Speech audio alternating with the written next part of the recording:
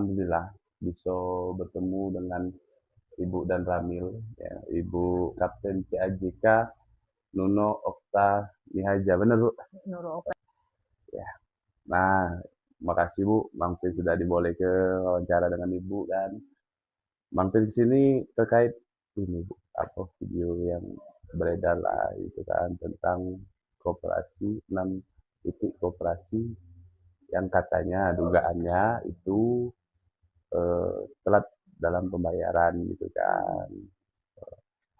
Nah, jadi mampir di sini, alhamdulillah, terima kasih Bu sudah berkenan untuk diwawancarai, Bu.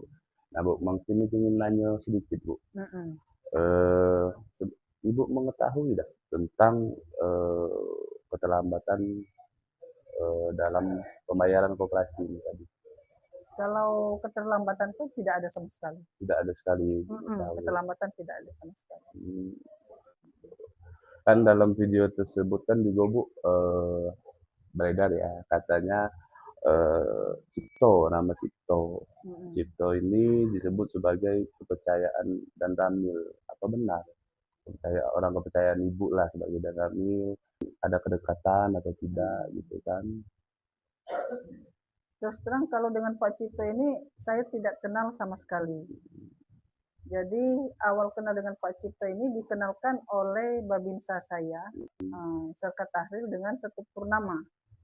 Pada saat itu di titik mereka ini akan dilaksanakan pembangunan KDKMP. Sehingga karena di sini kita kan tidak mengerti dengan masalah bangunan, sehingga kita meminta bantuanlah seorang mandor. Ya. Nah, makanya di situ dihadapkanlah Pak Cipto ini atau Pak Pujiono, yang posisinya Pujiono ke saya. Nah, bahwa begitu saya tanya apakah Bapak mengerti masalah bangunan proyek ini? Nah, mengerti. Nah, disitulah awal ketemunya saya sama Pak Cipto. Berarti memang dalam video itu narasinya kan ngomong bahwa ada kedekatan itu hanya sebatas proyek inilah ya Bu ya. Ya, hanya batas proyek pembangunan KMP. Saya dengan Pak Cipto itu paling pada saat saya memonitor ke wilayah, melihat perkembangan pembangunan. Kadang-kadang juga enggak ketemu sama Pak Cipto ini. Jadi memang jarang ya ketemu. Jarang ketemu, seperti ada kayak menghindar. Nah, dulu ya dari video itu kan bilang bahwa ada kedekatan. Nah, ini faktanya Ibu dan Ramil sendiri hanya mengenal sebatas proyek ini saja dan itu pun dikenalkan sama babinsa beliau gitu saat proyek ini kan. Itu ini Bu, dalam proses pembangunan ini kan ada termin ya namanya ya.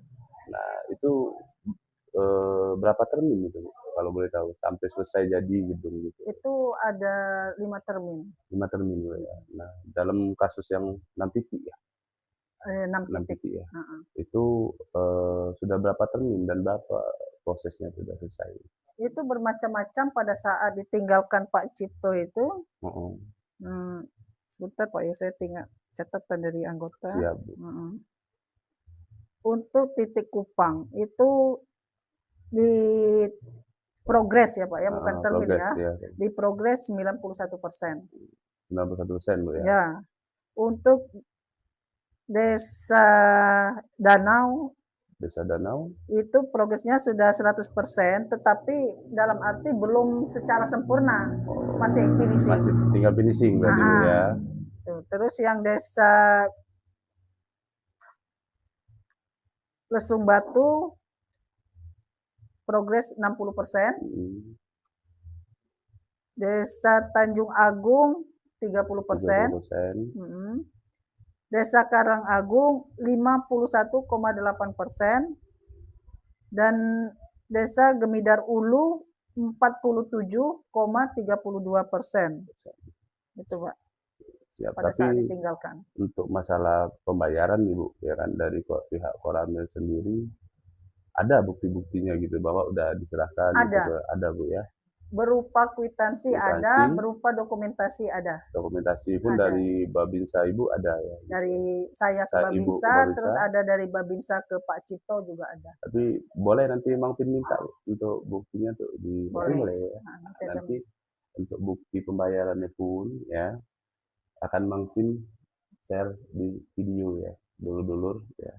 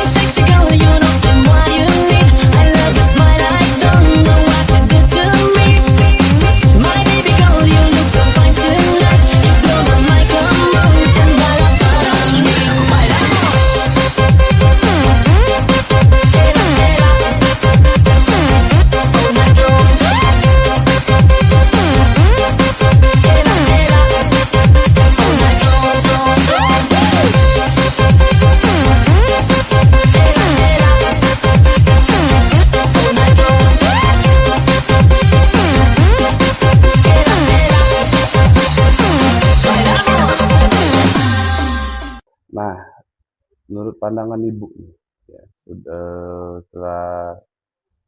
apakah setelah pembayaran termin itu si pemborong ini harus bayar lunas ke bahan bangunan penyuplainya gitu, atau memang dibolehkan untuk berhutang gitu? Sebenarnya tidak boleh berhutang, Pak. Tidak boleh ya. Karena termin ini diturunkan, termin turun dia seperti termin 1. Karena dia ini bukan yang punya modal sendiri kan. Dia belanja, beli batu, beli semuanya harus cash. Harus cash Bu ya. Termasuk upah tukang pun ada di sana. Berarti yang sampai terutang ini, bahan bangunan ini, kan dalam video itu kan terutang Bu ya. Berarti di luar sepengetahuan dari Korami berarti. Di luar sepengetahuan kami. Kami kaget gitu. Ibu sempat kaget juga ya? Sangat-sangat kaget. Kaget dan kecewa. Nah, dulu ya. Untuk masalah duit supply barang ya, itu memang dari pihak Korami menekankan bahwa tidak boleh mengutang. Setelah pencairan Bu ya, termin Bu ya. Pencairan. Itu harus segera dibayar dan dibelikan, bukan dibelikan, dibayar. Dicicil barang tuh ya. Nah, jadi ini salah satu faktanya juga kayak nah, bahwa ngapo bisa jadinya barang itu utang dalam video tuh karena di luar dari sepengetahuan pihak Korami. Nah, untuk mediasi Bu, ya kan dalam video itu juga katanya sudah terjadi mediasi ya. Nah, mediasi ini sudah berapa kali kalau dan siapa baik yang diajak waktu mediasi pihak-pihaknya? Mediasi pertama itu bukan seperti mediasi lah ya. 4 hari lagi mau lebaran itu. 4 hari lagi mau lebaran. Tiba-tiba mereka datang dan menyampaikan di situ antara si Kades dengan si pelapor satunya ini bahwa Pak Cipto belum membayarkan pembelian material berupa batu, pasir, dan bata. Batu, pasir, dan bata. Ya. Kalau batu, pasir, dan bata itu adalah material di termin ke-1. Di termin ke-1. Nah, di termin kedua itu apa material yang dibeli? Kalau di termin kedua itu mulai di perbusian. Siap. Berarti setelah mediasi pertama itu ada mediasi lagi nggak selain itu? Mediasi pertama, terus ada lagi mediasi kedua. Mediasi kedua, setelah itu ada lagi mediasi itu ketiga itu di kantor staf Terkodim. Dan keempat itu yang kita tatap muka langsung sama Nah, dulu ya lagi makin juga nak nyoba izin sama Ibu dan Lani untuk langsung ke lokasi biar tahu sampai mana nih yang memang progresnya kan.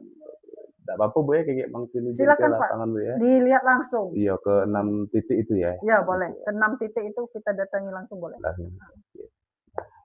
Bu, makin makasih atas waktunya Ibu ya. Nah dulu-dulu kayak kita Jingok cek ke lokasi ya, tentang 6 titik tadi yang katanya tadi ya, Jingok ada di video tadi ya yang kemarin. Jadi tunggu lagi video Mangpil selanjutnya di lapangan ya. Oke.